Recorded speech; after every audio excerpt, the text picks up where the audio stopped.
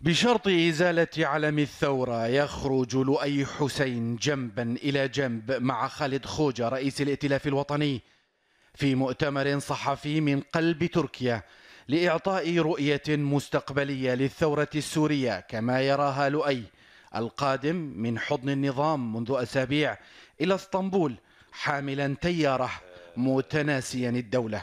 ما زال هناك علم الأحمر الآخر، هو ليس علم للنظام، يجب ألا نبقيه للنظام.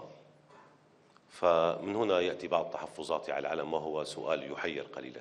تيار بناء الدولة الذي أنشأه لؤي تحت مرأى ومسمع وإن لم يكن رعاية أجهزة استخبارات النظام يضم إضافة إلى لؤي منى غانم، ريم تركماني وطلال المهيمني والبعض من اليساريين لا يملك كلمة على بندقية تعمل في الأرض، لا يملك 100 صوت سوري في الشارع، لا يعرف أكثر من 1000 سوري شيئا عن هذا التيار.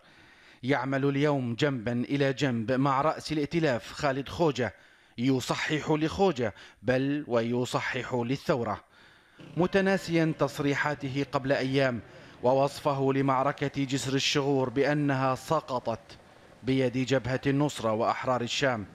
نعم، جسر الشغور سقطت بنفس لؤي حسين الطائفي العلوي. والإملاء فالثوار باتوا على خطوط التماس مع سهل الغاب منبع الشبيحة. جسر الشغور على مرمى العين من قرى العلويين سقطت من يد النظام لتقع بيد الثورة. قال لؤي حسين يوم تحررت جسر الشغور: العلويون لا يجدون في النصرة حليفا لهم بل عدو، مضيفا هم محقون في ذلك.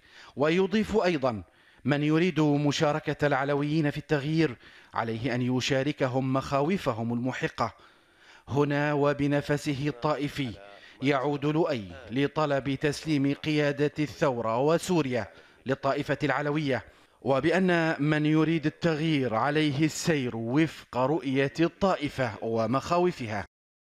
لؤي حسين ابن الطائفة العلوية ورئيس تيار بناء الدولة يريد حوار الطرشان مع معارضة عمياء لا ترى لا تسمع لا تتكلم.